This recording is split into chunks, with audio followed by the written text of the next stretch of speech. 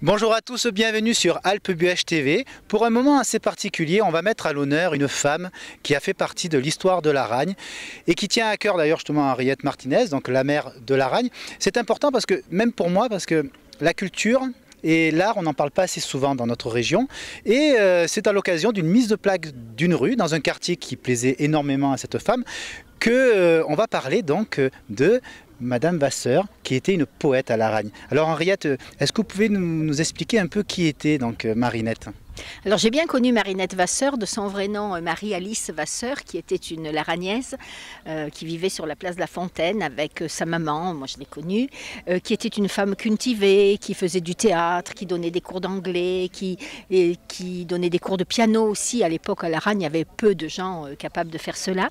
Donc c'était en même temps aussi une personnalité un peu excentrique. Et Marinette Vasseur écrivait des poèmes, elle a d'ailleurs reçu des prix nationaux de poésie. Ces poèmes tournent beaucoup autour de l'amour, mais aussi de la nature, des saisons qui passent. Et notamment, un de ces poèmes chante ce quartier de Bellerots, où elle venait se promener. Et j'ai donc voulu, en cette journée internationale des femmes, rendre honneur à une femme laragnaise et donc faire valoir à la fois la culture, mais l'ancrage local de notre culture, en donnant un chemin tout à fait rural. Et aujourd'hui, il n'y a qu'une maison dans ce chemin, peut-être que d'autres suivront. Mais c'est cet aspect-là que chantait Marinette de Bellerots, à l'époque où il y avait ici des vaches, des chèvres, des ânes et des chasseurs et pas du tout de maison. Et donc on a souhaité donner un nom à ce chemin et donner le nom de Marinette Vasseur pour ancrer sa mémoire dans notre territoire sur un quartier de l'Aragne, dans un quartier de l'Aragne où elle aimait à se promener et qu'elle a chanté dans un poème. Alors elle aimait aussi le théâtre, hein, c'est ça? Elle faisait partie d'une troupe de théâtre? Absolument, elle appartenait à une troupe de théâtre laragnaise dont j'ai souvent entendu parler par mon père, qui s'appelait le Coucou. Ce Coucou était très actif, tous les jeunes du village à l'époque jouaient du théâtre dans le Coucou, faisaient des représentations de théâtre classique ou de théâtre comique. Ils avaient fait une grande fête aussi, animé une grande fête lorsque l'adduction d'eau potable s'était faite à l'Aragne. Donc j'ai des événements comme ça présents dans ma mémoire. Et sur la photo du Coucou, on voit Marinette qui était une très belle femme, qui était jeune et une très belle femme. Elle est décédée assez tôt puisqu'elle avait 48 ans brutalement et sa maman lui a survécu pendant de nombreuses années. Elles sont toutes les deux enterrées au cimetière de l'Aragne. Alors Henriette disait tout à l'heure pendant la cérémonie de la découverte de la plaque que vous aviez offert d'ailleurs le poème de Dupex au maire.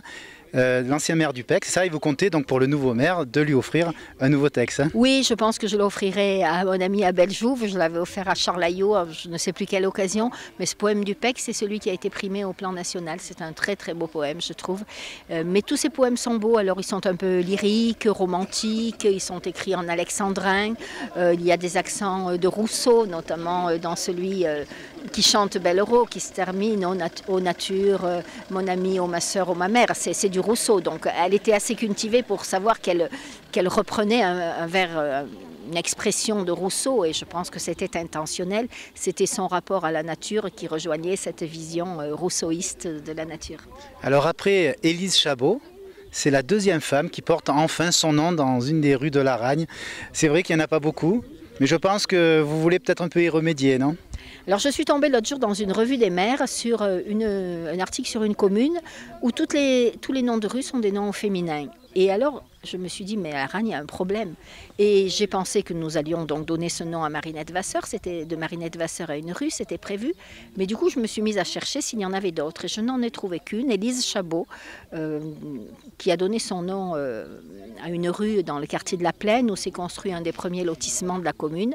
Et au souvenir que j'en ai, mais je ne l'ai pas approfondi ni précisé, c'était le nom de la propriétaire qui avait vendu ce terrain pour y faire un lotissement. Alors vendu ou donné, je crois plutôt vendu, je ne veux rien affirmer. Mais bon, voilà, Élise Chabot a donné son nom à un quartier de l'Aragne. Et du coup, nous n'avons que 2 rues qui portent des noms de femmes. Alors nous cherchons des femmes illustres et nous cherchons des rues pour essayer d'avoir une convergence un peu féministe, enfin en tout cas féminiser les noms de rues à l'Aragne. En tout cas, voilà, donc on va chercher peut-être d'autres femmes qui méritent. Je pense que pratiquement toutes les femmes méritent d'avoir leur nom quelque part. Donc voilà, donc on termine sur sur cette plaque Chemin Marinette Vasseur. Voilà, c'est plus bucolique dans cet endroit qu'elle aimait. Alors on va se quitter avec ce poème justement de Marinette qui est inscrit d'ailleurs sous la plaque. Promenade. Je m'en suis retournée au soir à Bellerots, mais sur le grand chemin, je marchais solitaire. Le soleil se couchait sur le flanc des coteaux, doux soleil automnal qui caresse la terre. Au loin, on entendait les chasseurs de perdreaux. Près de moi se dressaient les chênes séculaires, et mes yeux regardaient ce ravissant tableau qui leur parlait tout bas de faits imaginaires. J'ai revu la colline inondée de clarté où, sous les pas humains, gît le quartz diamanté. Les ravins escarpés, les marnes noirâtres, qui distillent une eau sale, brune et saumâtre. J'ai senti de nouveau l'arôme du genièvre. Cette nature agreste a su calmer ma fièvre. On entendait bêler des chèvres gémissantes. Dans les prairies paissaient les génisses puissantes. Une écharpe de brume étreignait le village. J'ai revu Félicien égrenant sa prière. Cette âme plaît à Dieu et non pas l'âme fière. Être candide et pur et peut-être mystique, il chantait en marchant quelques vagues cantiques. Le ciel se remplissait d'un floconneux troupeau, en groupe, isolés, ou bien marchant par paires, nuages vaporeux aux nuances des mots. Un âne dans un champ se mit soudain à braire.